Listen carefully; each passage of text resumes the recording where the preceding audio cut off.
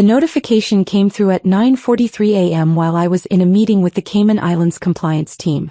My phone, face down on the conference table, vibrated 3 times in rapid succession. Not typical. I'd silenced everything except critical security alerts. I glanced down during a break in the presentation. 3 alerts from my home security system. Motion detected. Main entrance, living room, master bedroom. All within 6 minutes. I wasn't home. I was 400 miles away in Manhattan, in a glass-walled conference room on the 42nd floor of our Midtown office. I opened the security app. Live camera feeds loaded across my screen. My brother Michael was in my living room, with 4 people I didn't recognize, and my parents.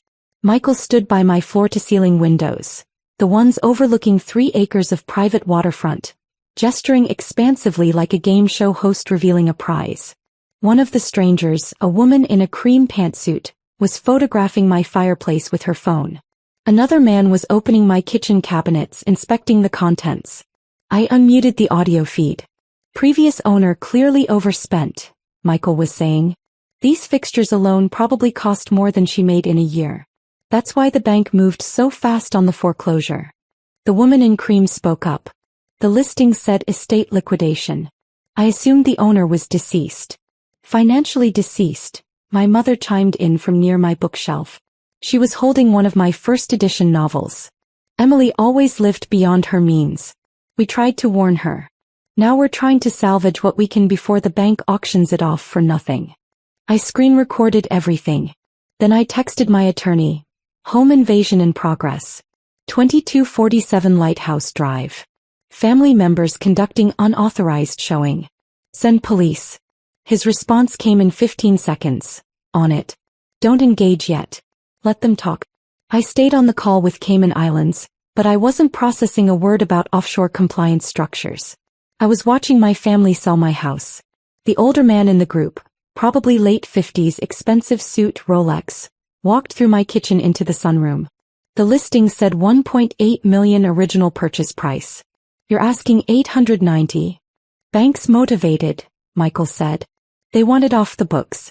We can close in 48 hours if you've got cash. What about title issues? Michael didn't hesitate. Clean title. Bank owns it free and clear now. Foreclosure completed last month. My parents are listed as co-signers on the original mortgage, so they're handling the estate sale. Every word was a lie. I'd purchased this property 18 months ago. No mortgage. No co-signers. Title in my name alone. Emily Kate Morrison. The woman in cream opened my refrigerator. There's fresh food in here. Milk expires next week. My mother's voice carried that practiced note of sadness she'd perfected over the years. Emily keeps coming back taking things. The bank changed the locks twice already. We can't stop her. It's heartbreaking really. She can't accept that it's over. I lived here. I'd been here yesterday morning. That milk was mine. Purchased Saturday at the farmer's market 3 miles down the coast. One of the other visitors, a younger man with a tablet, was taking measurements. The square footage matches the listing. 4,200 finished, another 1,800 in the finished basement. Deep water dock, boat lift rated to 30 feet. This is easily worth $2 million in this market. Which is why we're selling fast, Michael said. Get it moved before Emily causes more problems. She's already threatened legal action. Completely baseless, but we don't need the headache. I hadn't threatened anything. I hadn't spoken to Michael in 8 months. My father appeared from the hallway carrying my framed CFA charter. Should we keep this stuff or trash it? The charter had cost me 3 years of 18-hour study days. I'd passed all 3 levels on the first attempt. Top 10% of candidates globally. Trash, my mother said. Emily bought the frame at Home Goods. It's not worth keeping. The potential buyers were conferring near my dining table. The older man pulled out his phone. I need to call my banker. If we can verify the title's genuinely clear and the bank will do 890, I'm interested. Michael's face lit up. I'll get my contact at First National on the line. We can have paperwork ready by this afternoon. First National wasn't my bank. I didn't have a mortgage. There was no foreclosure. But these people didn't know that. My attorney texted, police ED 12 minutes.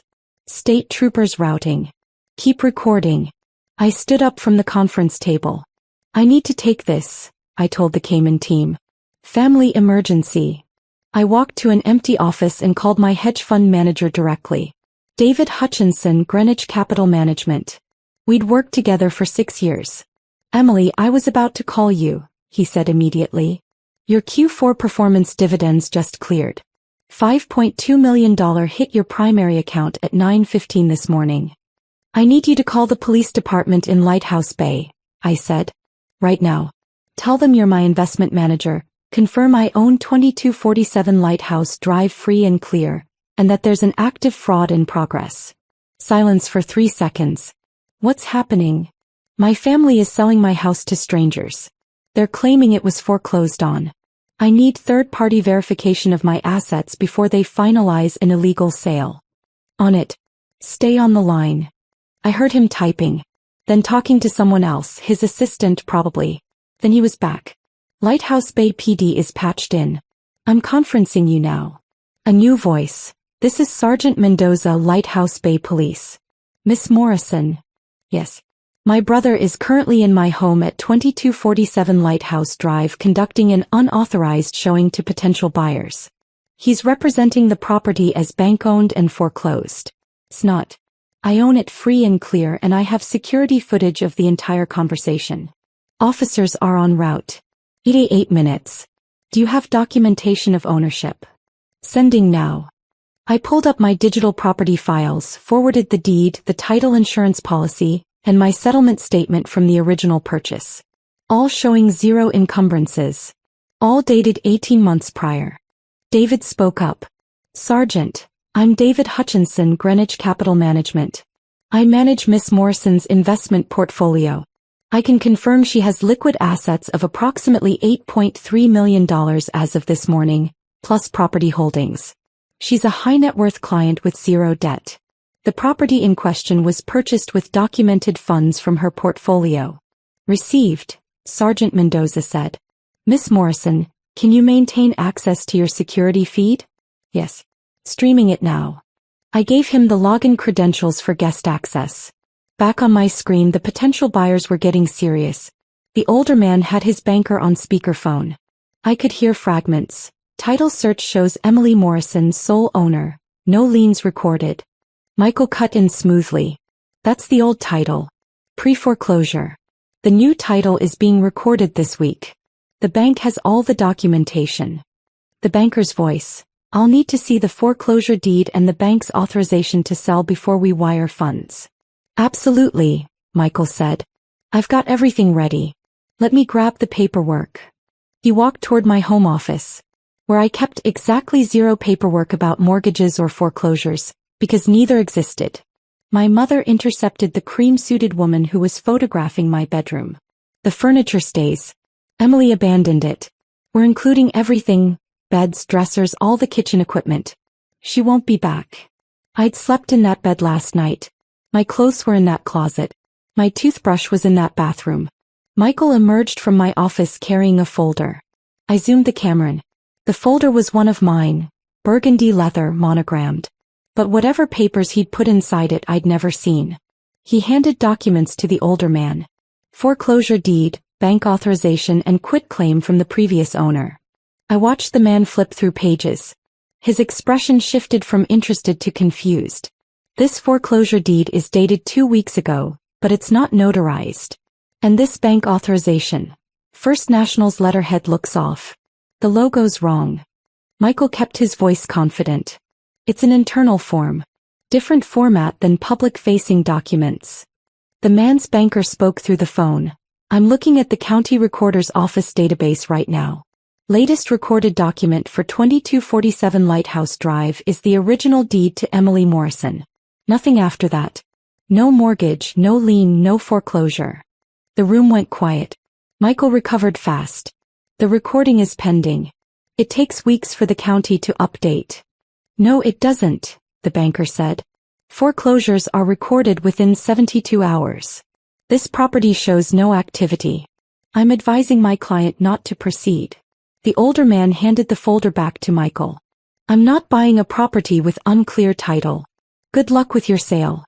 He started toward the door. The other potential buyers followed. The woman in cream paused. You should know I'm a real estate attorney. Those documents you showed us are fraudulent. The letterhead, the notary seal. None of that's legitimate. I'm obligated to report this. She left. My parents and Michael stood in my living room, alone now, surrounded by the house they tried to steal. Michael pulled out his phone. Probably calling whoever had forged those documents. My father spoke first. This is Emily's fault. If she just helped us when we asked. She has money, my mother snapped. We know she does. He bought this place. She could have loaned us what we needed for Michael's business, but she chose to be selfish. I'd chosen to say no when Michael asked for $200,000 to start a cryptocurrency hedge fund. 6 months later, that fund would have collapsed with the market. I'd saved him from losing money he didn't have. He saw it as betrayal. My phone showed new movement. 2 state police vehicles pulling into my driveway. I unmuted my audio feed and spoke through the security system's intercom. Michael. The police are outside. I've been watching this entire time. Michael's head snapped toward the camera. For 5 seconds he just stared. Then, Emily. I'm streaming every camera in this house. I have 40 minutes of footage of you attempting to sell my property with forged documents. The police have already seen it. My mother found the camera, looked directly at it. Still trying her sympathy angle. Honey, we're trying to help you. We know you're in over your head. I made $5.2 million this quarter from my investment portfolio, I said flatly. My net worth is over $8 million. I own this house. I have no debt. You're committing felony fraud. Doorbell. Loud knocking. Open the door, Michael, I said through the speaker. Or they'll open it themselves. Michael opened the door. 2 state troopers entered. I recognized one, Trooper Davidson. He'd responded last year when kids tried to break into my boat shed. Michael Morrison? Davidson said. Yes, but I need you to step outside, please. You too, Mr. and Mrs. Morrison. My father tried his authority voice. The one that used to work when I was 16. Officer, there's been a misunderstanding. This is a family matter. Our daughter is having some kind of episode. Sir, I've reviewed the security footage and spoken with Miss Morrison's investment manager and attorney. This is not a family matter. This is attempted real estate fraud. Outside, please. They went. I stayed on the security feed watching from Manhattan as troopers documented everything. Photographed the forged documents. Took statements. Called for a detective from the Financial Crimes Unit. Sergeant Mendoza appeared on my phone. Miss Morrison, you still there? Yes. We have your brother and parents detained. The district attorney will review the case, but based on what we've seen, we're looking at multiple felonies. Fraud, forgery, criminal impersonation. Do you want to press charges? Thought about Michael. 33 years old. 2 failed businesses, both funded by our parents. No job for 18 months. Living in their basement, blaming me for not supporting family. Thought about my parents. Who'd called me selfish when I wouldn't co-sign Michael's car lease at 24. Who'd told me I was wasting my potential when I chose quantitative finance over medical school. Who'd stopped inviting me to family events when I started setting boundaries about money. I thought about the house I'd bought with money I'd earned. The life I'd built. The security I'd created. All while they'd assumed I was struggling. Yes, I said. Full charges. All of them. Sergeant Mendoza's voice was steady. Understood. We'll need you to come in for a formal statement when you're back in town. I'll be there tonight. I hung up. Texted my assistant to book a car service to my house. Texted David to thank him. Texted my attorney to start civil proceedings for damages. Then I went back to the conference room where the Cayman team was still waiting. Sorry for the interruption, I said. Where were we? 4 months later. The DA's office moved fast. Michael pleaded guilty to attempted fraud and forgery. 18 months in county jail, 3 years probation after. My parents pleaded to conspiracy charges. No jail time but 2 years probation each and $50,000 in restitution jointly. They haven't paid a dollar. I haven't enforced it. I don't need the money and I don't want the contact. The forged documents came from a friend of Michael's who'd been disbarred for ethics violations. He got his own charges. That's being handled separately. I changed all my locks. Upgraded my security system. Added biometric access. My house is more secure than some bank vaults now. My parents sent one letter through their attorney, asking if we could move past this as a family, suggesting mediation, implying I'd overreacted.